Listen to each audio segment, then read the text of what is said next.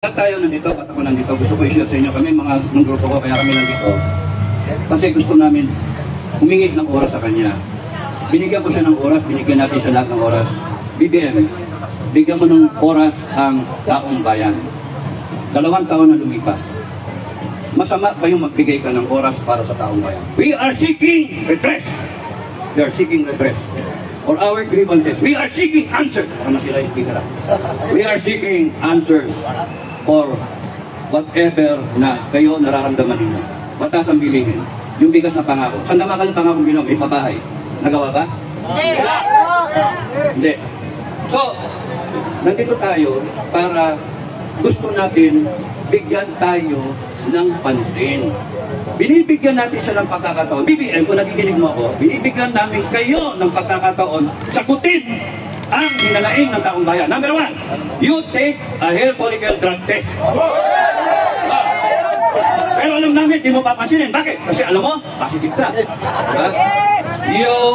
You take a hair follicle drug test. That's the grievance number 1. Yun ang gusto namin resulta. Number 2, ano ang ginawa ninyo sa pera ng taong bayan? Number 1, yung binigyan dito. Saan ang puti pera? We want explanation. Ano yung nangyari sa PhilHealth? We want explanation. Ano nangyari dun sa 1.4 billion na blood control program? Nagdumabaha pa rin. Tapos doon wala namang walang bakal. Yung simento. Tapos hinahanap niyo yung barko na tumama ko sa blood control project na yan, hinayupak na yan. Tapos nun, ano nangyari dun sa PhilHealth? 89 billion. Ano nangyari? Hindi natin alam, no? Ano nangyari doon sa mga pera? Doon, marami ka pa. 500 billion, napuntuhan ng 250 billion, na sana? Umikita pa? Pera ng taong bayan yun. Pera yun ng mga empleyado. And yet, walang sagot. Pero kayo, sinasagot ninyo yung grievances ninyo. Ano yung grievances ninyo? Takot na takot kayo kay Sara. Takot na takot kayo kay Duterte. Kay Digong. Hindi yun ang gusto namin. Ang gusto namin, sagutin ninyo. Please, sagutin ninyo. At kayong mga nakapaligid kay Marcos, kayong mga AFP at mga PNP, pakiusap, huwag niyong aawayan yung AFP, PNP. Nasasaktan kami, galing kami doon. May mga kasama kami ng ex-PNP, may kasama kaming mga ex-military. No? Hayaan nyo lang sila. Bakit? May trabaho silang ginagampanan, mas malaking problema nila. Kung hindi sila tutugon sa hinanaing ng taong bayan, tayo ang tutugon sa hinanaing natin. Tayo. Wala nang iba. Tayo. Tayo ang hihingi sa nagtulong sa sarili natin. Kung hindi sasagutin ng gobyerno ang problema ng taong bayan, tayo ang tutugon. Tayo ang sasagot.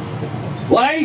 Because we are above everyone. We have the sovereign will. Tayo yung pinakamatas. Ito lang yung konstitusyon. Ito lang. Tayo. Ito.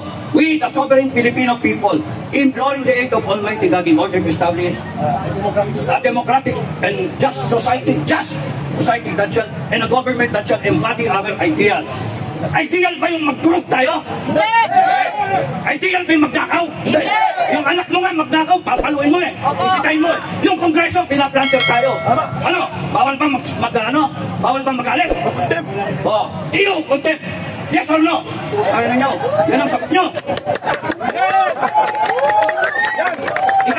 Ikaw, kilala mo kung sino ka, convicted ka, nagko-contempt ka ng tao. Correct. Hanip ka. Kriminal. Baka mawala ako ng boses. Ikaw. Convicted ka, criminal. Anong ginagawa mo dyan? Diba? Kaya may bukas ka rin.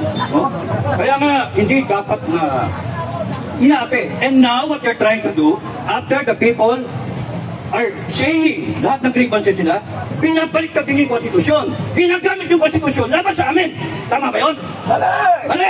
Patangin na nasagot nyo. We, the sovereign Filipino people, do ordain and promulgate this constitution. Batas natin yun, kaya hindi kahit sinong Supreme Court, kahit sinong lawyer na hindi naintindihan yan, talaga, sorry, hindi ko naintindihan.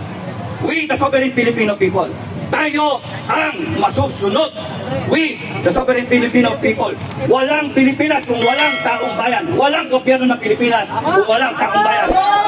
Walang konstitusyon, wala yung taong bayan. Tayo ang nag-ratify, isa ako sa nag-ratify. Ikaw, matanda ka na rin. Nag-ratify rin to. Sino matatanda rin to, mga senior? Nag-ratify kayo ng Constitution 1987. And we saw to it na meron tayong konstitusyon sa ngayon sa kagustuhan natin. to ordain, binaspasan natin, and promulgate this constitution. Kaya problema ngayon, ano ginagawa nila? Binaboy! Yun lang ang salita. Binaboy! Pinorkipik! Pinorkipik sila. Huwag masyadong galit. Puso! You are weaponizing the constitution laban sa Pilipino. Bakit? Makinig kayong lahat, tao sa gobyerno. From President, Vice President, Nabisara, Vice President, Congress, Senate, Armed Forces of the Philippines, three branches of government. Pakinggan ninyo. Galit ang taong bayan. Napakahirap mag-intindihin doon. Galit ang taong bayan. Ako galit na eh. Matagal ako magpasensya. Kaya ba high tolerance for pain? Hiwa-hiwain nyo ko, tatawanan ko lang yun. Patakan nyo ng kalamansi at asin, tatawanan ko lang yun. Tanggalin ko ko, okay lang sa akin yun. Orientin nyo ko, okay lang sa akin yun. Dinala namin sa akin yan. No? Usap-ayusin nun eh. Kaya, at kami nagre-reklamo na, ibig sabihin, matindi na ang galit ng taong bayan. Matindi na ang hinaing ng taong bayan. Kaya pag kami nagalit, huwag na natin paabutin ito na kami mismo, BBM, makinig kayo down the line, huwag nyo nang paabutin na kami mismo magdedeklara ng People's Court. Ano naintindihan nyo yung sinasabi ko? People's Court, kami mismo ang lilitis sa inyo. Kami mismo.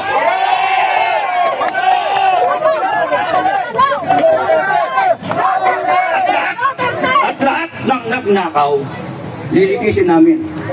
Ilalagay namin ng death penalty na ilang taon nyo nang hindi binalagay, binaon nyo sa remote. Habang kayo nagre-resolution 10, mga animal kayo. Ay, hindi ka naman ang ulo ko, tangin nyo. Love you. Hindi ko naintindihan. Unsa mo na? Yes, we are the sovereign Filipino government, the sovereign Filipino people, and we deserve respect. We deserve respect. Hindi tayo dapat takutin. Hinawalan ako ng boses ha. Hindi tayo pwedeng takutin. Pagkat lahat ng kanilang kapangyarihan, ano sabi sa konstitusyon? All power, all authority emanate from the people. Sovereignty resides. And sovereignty resides with the people. So, bakit nyo kami inaway? Bakit nyo kami tinatakot? Bakit nyo kami pinupukpok? Kay OJC, pinupok. Tama ba yun? Tama ba yun? Kaya, pero huwag kayong magagalit sa ating PNP. Marami ko kilala sa PNP na mabait. Pero pagka pinupok kayo, magalit kayo. Pinupok kayo eh. Pag tinilagas kayo, magalit kayo. Huwag kayong matatakot mga kababayan. Kasi karapatan natin ang magalit. Hindi tayo pwedeng umupo lang. Ano tayo, just. Kaya tayo nandito. Kasi ayaw natin maging narco. Monarchy.